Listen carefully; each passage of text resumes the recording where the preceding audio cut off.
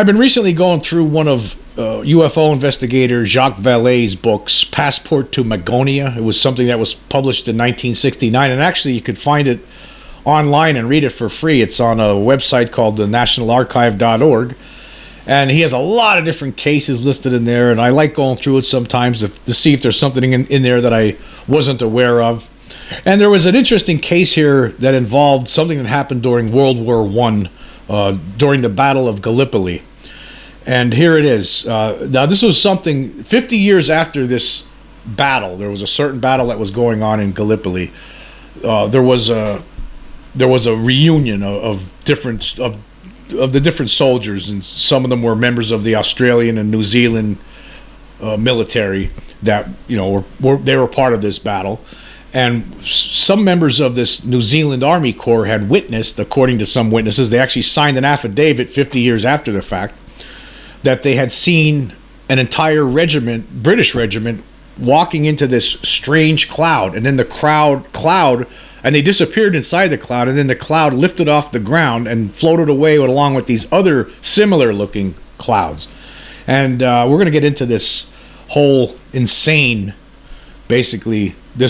story. And here it is. This is what was listed in Jacques Vallée's book on page 98 and 99. It says here, Gallipoli, August 28th, 1915. The following is an account of a strange incident that happened in the morning during the severest and final days of the fighting, which took place at Hill 60, or Suvla Bay, involving the Anzac. The Anzac was a combination of Australian and New Zealand Army personnel. The day broke clear without a cloud in sight, as any beautiful Mediterranean day could be expected to be. The exception, however, was a number of perhaps 6 or 8 loaf-of-bread-shaped clouds, all shaped exactly alike, which were hovering over Hill 60. It was noticed that, in spite of a 4 or 5 mile an hour breeze from the south, these clouds did not alter their position in any shape or form, nor did they drift away under the influence of the breeze. They were hovering at an elevation of about 60 degrees as seen from our observation point 500 feet up. Also stationary and resting on the ground right underneath this group of clouds was a similar cloud in shape, measuring about 800 feet in length, 200 feet in height, and 200 feet in width. The cloud was absolutely dense, almost solid-looking in structure, and positioned about 14 to 18 chains from the fighting in British-held territory. All this was observed by 22 men of No. 3 section of No. 1 Field Company, NZE, including myself, from our trenches on Roderderon Spur, approximately 2,500 yards southwest of the cloud on the ground. Our vantage point was overlooking Hill 60 by about 300 feet. As it turned out later, this singular cloud was straddling a dry creek bed or sunken road, and we had a perfect view of the cloud's sides and ends as it rested on the ground. Its color was a light gray, as was the color of the other clouds. A British regiment, the 1st 4th Norfolk, of several hundred men, was then noticed marching up this sunken road or creek toward Hill 60. It appeared as though they were going to reinforce the troops at Hill 60. However, when they arrived at this cloud, they marched straight into it with no hesitation, but no one ever came out to deploy and fight at Hill 60. About an hour later, after the last of the file had disappeared into it, this cloud very unobtrusively lifted off the ground and, like any fog or cloud would, rose slowly until it joined the other similar clouds which were mentioned in the beginning of this account. On viewing them again, they all looked alike, as peas in a pod. All this time, the group of clouds had been hovering in the same place, but as soon as the singular ground cloud had risen to their level, they all moved away northward, i.e. toward Bulgaria. In a matter of about 3/4 of an hour, they had all disappeared from view. The regiment mentioned is posted as missing or wiped out, and on Turkey surrendering in 1918, the first thing Britain demanded of Turkey was the return of this regiment. Turkey replied that she had neither captured this regiment nor made contact with it and did not know that it existed. A British regiment in 1914 through 1918 consisted of any number between 800 and 4,000 men. Those who observed this incident vouch for the fact that Turkey never captured that regiment nor made contact with it. We, the undersigned, although late in time, that is at the 50th Jubilee of the Anzac Landing, declare that the above described incident is true in every word. And it was signed by 3 different gentlemen that were part of the New Zealand fighting force over there. They were sappers, which are basically military engineers. Sapper Frederick Reichart, Sapper R. Nunes, and J.L. Newman. Now, this has been something that's been talked about in different UFO books throughout the years, since the 60s, since this was first brought up. And now these guys believed this for 50 years, that what they saw was, they believed that they saw this cloud, this strange cloud, basically these guys walk into this strange cloud, and that strange cloud rose up and those guys were gone, and it joined these other strange clouds and they all looked alike. Now, there was an article that was written by a UFO researcher. A lot of you probably know him, David Clark, Dr. David Clark. Now, this guy is a serious UFO researcher. I mean, this guy really leaves no stone unturned in the research that he conducts. In fact, this is the guy who last year, finally dug up that picture of the Calvine UFO that was shot, one of the images anyway, of the Calvine UFO that was shot in the early 1990s I believe the Scottish Highlands. And he put an article together about this vanishing regiment, and he argues in this very long article, I'm not going to read this entire thing, but I'm going to go through some sections of it. Basically, here's what his argument in a nutshell is that these guys were confused. They were confused with the date. For one thing, they say that the date that this happened was the 28th of August, 1915. Okay, but really, he's arguing that the only regiment that really disappeared was 2 weeks earlier on August 12th, 1915, where this British regiment walked into basically Turkish gunfire and they're basically annihilated. They disappeared into some woods and they never returned. And he thinks that these people who saw this cloud, who said they saw this cloud envelope these soldiers on August 28th, were actually mixed up, and they actually were talking about soldiers who were killed and were never seen again, that were killed on the 12th of August.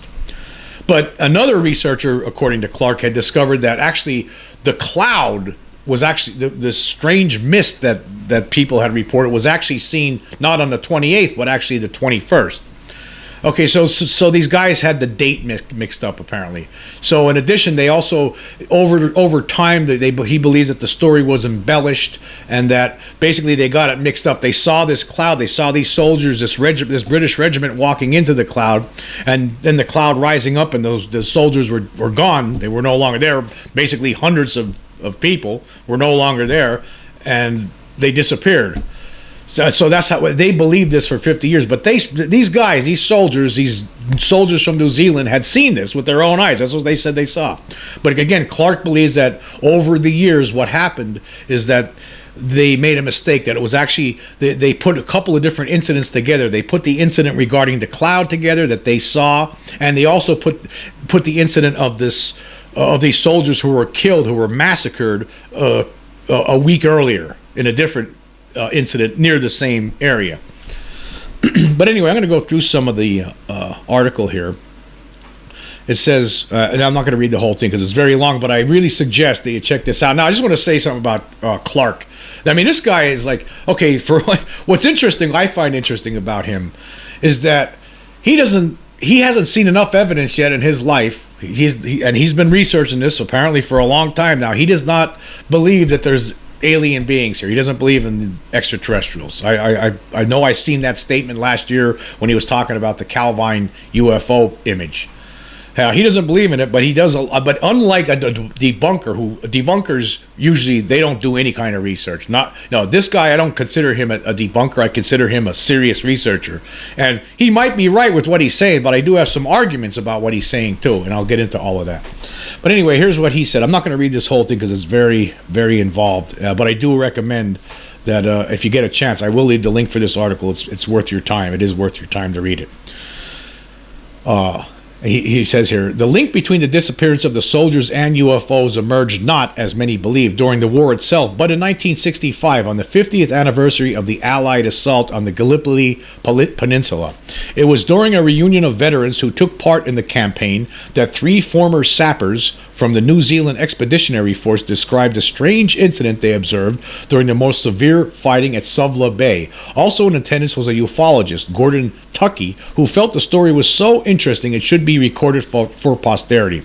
Of the 3, Frederick Reichart signed a statement that declared how. Now, again, it was more than just Frederick Reichart. He's mistaken. Now, Clark is mistaken here because the statement that I saw was signed by 3 different people, including Reichart. So it says, of the 3, Frederick Reichart signed a statement that declared how, on a morning he identified as 28 August 1915, they saw 6 or 8 odd-looking loaf of bread-shaped clouds, light gray in color and all exactly alike, hovering in the sky above a position known as Hill 60 held by the Turks. At the time, the men were in trenches on Rodorodrum Spur that was 300 feet above the fighting around the hill. As they watched, the peculiar-looking clouds remained perfectly still and never changed position despite the presence of a prevailing wind. Beneath them was another cloud, more dense and solid-looking, that appeared to be 800 feet in length and 200 feet high. It appeared to be straddling a dry creek bed or sunken road. From a distance of around 2,500 yards, the men then saw what appeared to be an entire British regiment marching up the sunken road that led through the valley directly toward Hill 60. And we're going to skip ahead here because he talks about the statement which I just read here. See, in this statement though, here in the original statement, in this statement here, it's saying 400 to 800 men. That a British regiment had 400 to 800 men, but in the article that was published by the piece that was published by Jacques Vallée, it was saying it was up to 4,000 men. So somebody's made a mistake there. So I'm seeing some mistakes here. So the one thing that he says that they did make a mistake in was the fact that there was no these witnesses said that this regiment was part of the 1st Fourth, but there was no 1st Fourth according to Clark here. And Clark says, in fact, the 1st Fourth was actually a battalion of the Norfolk Regiment and consisted of 266 officers and men. This was just the first heir to creep in the story that was soon to puzzle and fascinate ufologists across the world. Reichardt's statement first appeared in a small circulation UFO magazine called Space View, published in New Zealand.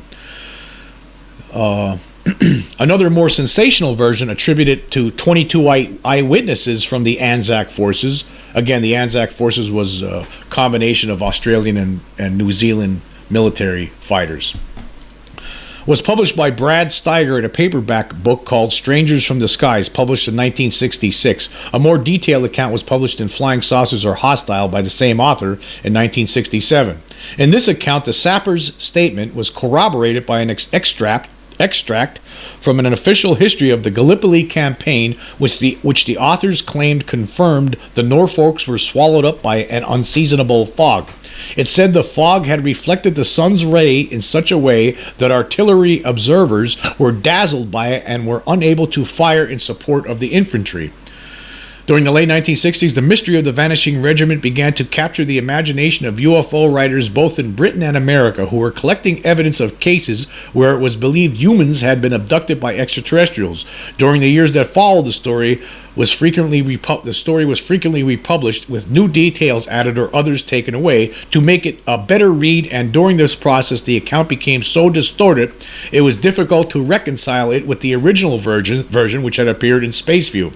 In some of the new versions, the mysterious cloud became a giant cross, and in another, the whole incident was relocated from Suvla Bay in Turkey to Uvla Bay in Australia.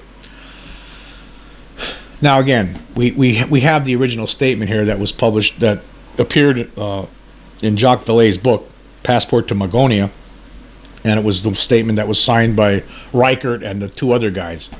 So that statement, the one that I read originally, that's what we're going by here for this story. But again, apparently there was other people, according to Clark here, that were putting out stories, and where they got this additional information, who knows? Maybe they made it up. Maybe there were errors. I mean, who knows? Maybe they talked to some of the witnesses again and they got some additional stuff. Who really knows? But it's not really explained in this article. Anyway, continuing, it says here, the most popular theory remained that the men had been kidnapped by a UFO hidden within the mysterious cloud that was seen by the New Zealand soldiers. This idea was a personal favorite of the veteran ufologist and author Brinsley Lepore Trench, or Lord Clancarty, who included it in his book Mysterious Visitors, published in 1973. The UFO link was also promoted by the French computer scientist Dr. Jacques Vallée, who listed the vanished regiment in a catalog of close encounters with flying saucers that was published as an appendix to his book Passport to Magonia in 1969. Now, that's a mistake, and it was not just this does appear, this little incident does appear as in the appendix to Passport to Magonia, but it also appears earlier on where he talks about it. It appears it's actually part of the broader discussion that's discussed throughout the book, of the book proper, and then in the back there's an appendix that has a whole bunch of cases again, and that one's listed again in a small little paragraph. So that's a mistake on Clark's part. But anyway, so what was it that the three New Zealand soldiers saw that fateful day in 1915? Did UFOs or mysterious aerial phenomena really play a part in the disappearance of a battalion of British soldiers at Gallipoli? And if that was the case, which battalion was it, and what really happened to them? Despite the confusion that has surrounded these events for decades, it is now possible to use primary documents, including the war diaries of the soldiers involved in the campaign to discover the truth. Firstly, it is necessary to understand the historical background to the Gallipoli campaign. This was a second front opened by the English and French forces in an attempt to break the deadlock on the Western Front and to relieve pressure on their ally Russia, whose forces were suffering setbacks on the Eastern Front. The campaign was fought by the Allies to control the Dardanelles, which is a narrow 40-mile channel connecting the Mediterranean with the Black Sea. The Gallipoli Peninsula, through which the channel ran, was controlled by Turkey, which in 1915 was allied to Germany. The Allied plan was to relieve pressure on Russia by landing troops on the peninsula to capture Constantinople and then force Turkey out of the war. The landings in April were preceded by a naval bombardment, and at first it seemed the plan might succeed. However, hesitation and bad judgment on the part of the Allies, combined with stubborn resistance by the Turks, led to more stalemate and appalling loss of life. Among the hundreds of thousands of Allied troops sent to Gallipoli were two battalions of the Royal Norfolk Regiment, the 1st 4th and the 1st 5th, the former being wrongly referred to as a regiment in Reichardt's statement. Okay, let's just stop there for a second. So, Reichard said something else, and he was really referring to when he really was talking about the 1st 4th. Okay, so yeah, he made a mistake in the battalion. I don't think that should be a big issue here, but anyway, continuing. It says the Norfolks left Liverpool aboard the SS Aquitania on 29 July and arrived at Suvla Bay in Gallipoli on 10 August 1915. Just 2 days later, the 1st 5th Battalion were ordered to clear Turkish positions on the Anafarta Plain prior to the Allied advance. Their sister battalion, the 1st 4th, waited in reserve and were not involved in the events that followed. The outcome was typical of the poor planning which characterized the whole campaign. The attack was to be made in daylight without adequate maps against the well-prepared Turks, who were firmly dug in along a ridge of hills overlooking the bay. The enemy were armed with machine guns and supported by dozens of snipers, many of them teenage girls, camouflaged and hidden in trees. The Norfolk Battalion was made up of 16 officers and 250 men and was led by a veteran of the campaign in the Sudan, Lieutenant Colonel Sir Horace Proctor Beauchamp. As they left their positions, the 1st 5th Battalion were joined by hundreds of other British soldiers from battalions of the Suffolk and Hampshire regiments. The attack quickly turned into a massacre. For some reason, during the advance, the Norfolks turned slightly to the right, opening up a gap between them and the other British troops from whom they had become separated.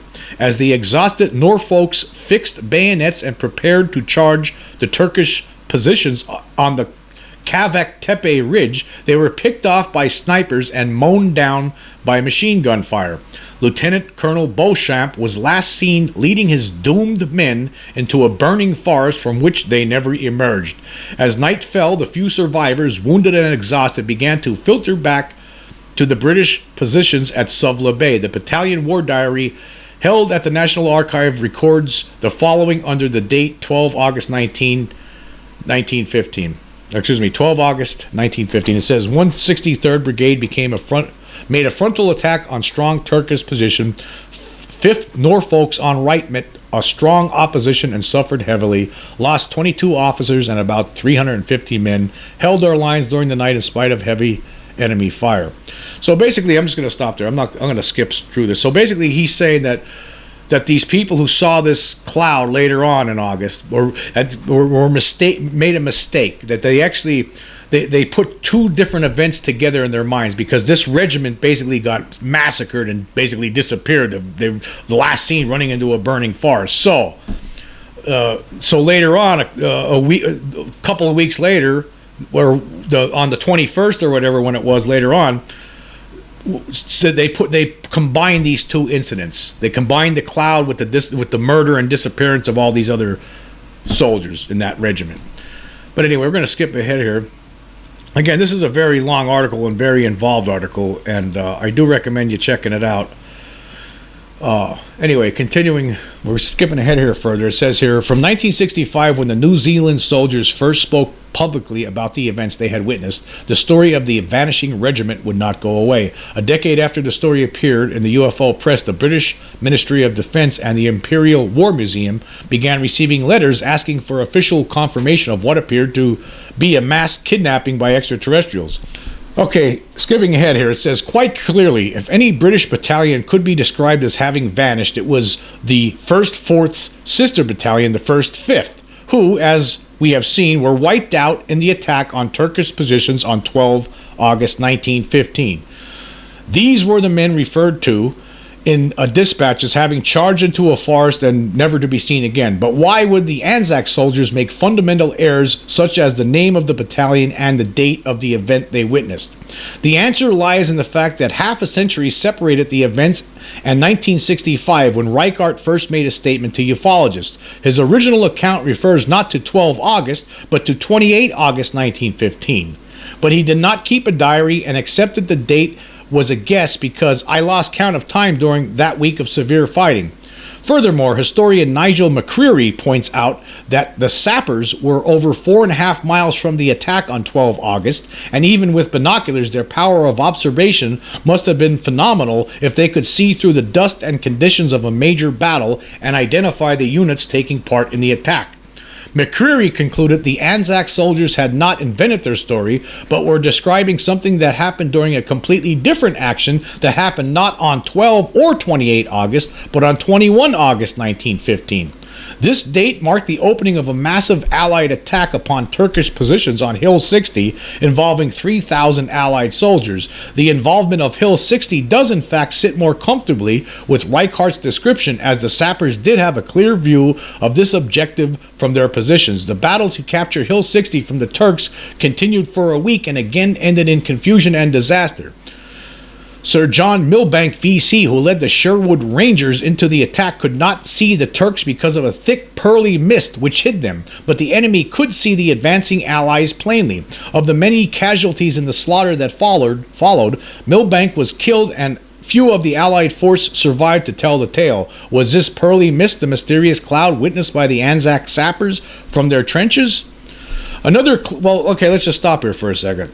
Okay, so this is basically what happened. Okay, these New Zealand soldiers in 1965 say that on August 28th, 1915, they were on this hill watching this British regiment walk into a cloud, They never came out of the cloud, and then the cloud lifted off the ground and joined these other similar-looking clouds, and then they all floated away, and the regiment had disappeared, and nobody ever knew what happened to them. So basically what they're saying here, what Clark and other researchers are basically putting together here, is that the incident with the cloud was not on the 28th of August, but rather on the 21st of August. Right, and they combined another incident where a whole bunch of soldiers from a different British regiment were slaughtered on August 12th, and they put they combined those two things together, and this is the story that came out 50 years later. That's what they're saying. But anyway, let's continue what he writes here. He says, another clue to emerge was the testimony of another New Zealand soldier, Gerald Wild, who wrote to Spaceview in 1966. Wild witnessed the attack on Hill 60, but did not see any mysterious clouds. However, he did remember how after the fighting died down, there was a persistent rumor that a company of Sherwood foresters completely disappeared in a cloud of smoke, and apparently no trace of them was ever found. Was this the same rumor overheard by Reichert that he and his fellow sappers connected with the disappearance of the 1st, 4th Norfolks?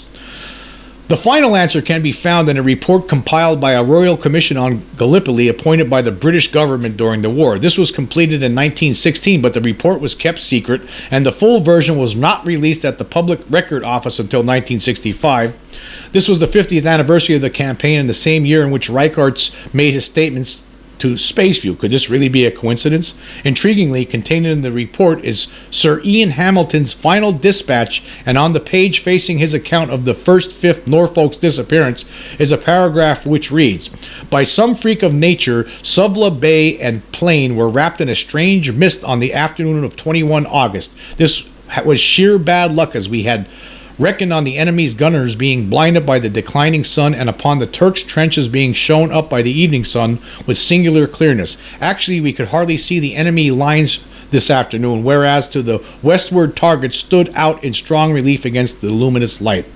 Was Hamilton's account the same as the extract from the official history referred to by Brad Steiger in 1967?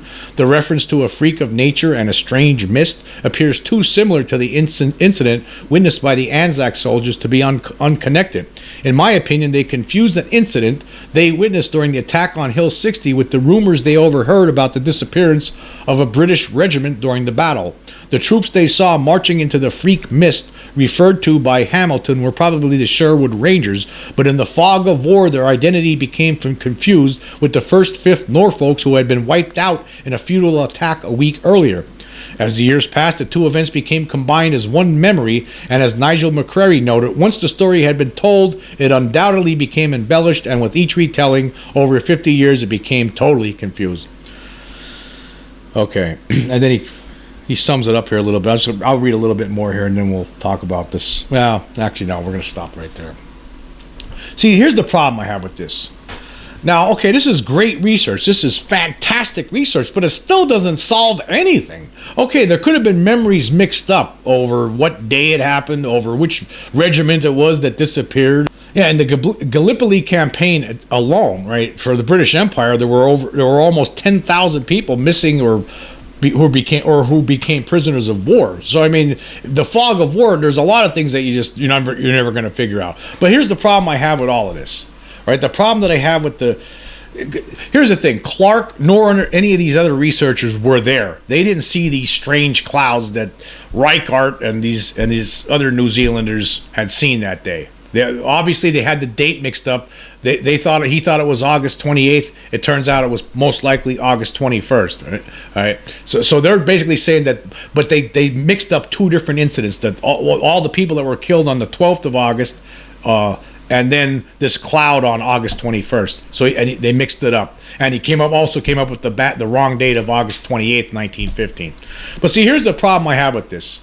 Right, there was a lot of people killed in the in this Gallipoli campaign. It was a lot of people. There was just from the British Empire alone, there was over 31,000 people killed, and again, over 9,700 people were missing or became POWs.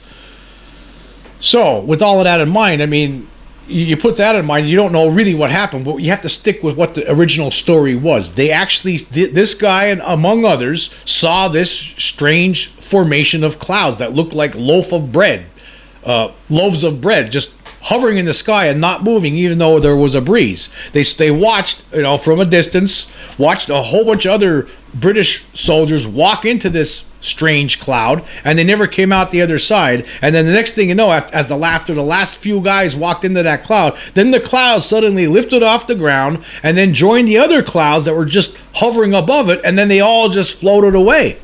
That's very strange to me. I think when you see, here's the thing, when you see something really strange, and they're saying that because of 50 years went by, these and the fog of war and all these other things that these guys, they forgot about. They mixed the whole thing up. They might have mixed a little bit of stuff up, right?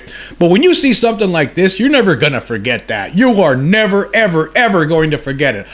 For instance, I will never, ever forget when I was a little kid waking up in the middle of the night and with the blanket over my head and knowing there was some sort of a being standing right by my bed that only had three fingers on its hand hovering over my bed. I know that there was an extra, I later on determined that it was extraterrestrial, but I'll never forget that entire experience. I will never ever forget the experience I had in 1994 when me and my buddy were fishing in the middle of the night at this pond off a lake near Hazleton, Pennsylvania, and this giant craft as big as a house came floating to our position, made no sound whatsoever, and then moved off in another direction. When these kind of things happen, you never, ever, ever, ever forget. It's branded into your memory. It's when there are important things in life that happen to you, those memories stick with you. You never forget them. They're very strong. It's almost, you could say, like, even though I'm in my 50s now, these incidents, right, to me, these ones I'm talking about, the 1994 and the 1977 incident, it's like they happened yesterday. Now, these guys, they were meeting in 1965 for the 50th anniversary of this Gallipoli campaign, and this guy brought this up, and there happened to be a UFO investigator there who heard this story and brought it to the public's attention. It's an incredible story, but those guys, if something like that happened, I'd have to tend to believe that more than anything else. You could forget everything else, right? You're gonna remember, if you're in a war, you're gonna remember a lot of different aspects of it. But when something really out of this world happens and you're a witness to it, that's something that's gonna stay in your memory for the rest of your life. Now, this signed affidavit, you could tell this was written by somebody who was of complete sound mind at the time. The guy remembered a lot of different things about it, and you would never forget that imagery. You would never forget something like that. You would think about it probably for every day for the rest of your life. It would pop into your head. So I don't think I think there's still, even though that I say Clark did a great job, again, you have to check this story out for yourself. It's really, it's very complex. There was a lot of different things going on with that campaign and Gallipoli campaign and during World War I. So, and he gets into a lot of it in that article. It's a great article. The guy's a great researcher, but I have to say this. I disagree with the conclusion. It could be, I'm not saying he's wrong. He could be right, okay? Maybe that's what did happen. But again, I have trouble with it. He doesn't prove it. Nothing is proven here. That's what I'm saying. So, and the other thing is that these things happen. I was just going through, there are strange kind of clouds. For instance, I was just on the National UFO Reporting Center website earlier today, and I was looking at an image that was just shot by somebody in, I believe it was Tennessee last year, of a strange kind of cloud that was just hovering in the sky amongst other clouds that looked like it had tentacles coming out of it. He provided a picture of it. It was very strange. There are things, there are things sometimes. I believe sometimes these objects could hide in clouds. In a way, actually, this whole incident, actually, the sound of it, okay, let's look at it again. This is, how could you, something like this happens. All these guys are on this hill. Okay, again, let's go through this again. All these guys are above this hill, looking down at this little valley, right? And you see, and there's these strange clouds hovering. There's no other cloud in the sky except these, several loaf of bread shaped clouds, all the same shape, right? And there's another one that's below them on the ground, the same shape, and it's just sitting there. All these soldiers walk into this, and from their perspective, they probably couldn't see the shape of it. If you're walking into something, let's just say it is extraterrestrial. From their perspective, they can't tell what's going on, right? Because to them, it's, you couldn't see that it was shaped like anything. You probably just thought it was fog or mist, so you walk into it. But then after the last few guys walked in there and disappeared inside of it, that's when it lifted off the ground and there was nothing coming out the other side, according to the witnesses. That's what they said they saw. Again, Clark's research is fantastic. He does a great job. He puts everything into perspective, and he does provide a potential explanation, a potential prosaic explanation, and his explanation may be correct. However, it's not. Again, I still have to. Again, based on my own experiences, this guy. Who knows how old he was at the time. If you have to think he's probably in his, maybe he's only 19 years old at the time of the war, or maybe in his early 20s at best. Okay, he's a sapper, a military engineer basically. Okay, so he's a young man, and so 50 years go by. And so he's older now. So you think, oh, well, he's older. Maybe his memory's going. But no, I don't see that. I mean, he gave a really sound explanation, sound recollection of what he remembered. So I don't see that. And again, you just don't forget things. Weird stuff like that, when that happens, that's going to stick with you for the rest of your life. I don't care who you are, right? So I just don't know if I agree with that. Now, the one thing I will point out, now there was a movie, actually, interestingly, there was a movie that came out in 1958. It's called The Crawling Eye. Well, actually, it was called The Crawling Eye in the United States, but it was actually made in the UK, and in the UK it was called The Trollenberg Terror. And basically, this movie would involve these aliens hiding in clouds above mountains, and they were basically very horrible-looking things. They had tentacled, one-eyeballed, globular things hiding in clouds, and apparently they were doing some sort of acclimatization project to take over the planet. It's never really made clear in the movie. It's actually a very good science fiction movie, but this story reminded me of that what was in those clouds, and let's just say that these clouds did. Those soldiers actually did walk into the clouds and were whisked away. What's the purpose of that? What happened to them? There's, who knows, but it's something interesting to think about. Anyway, until next time.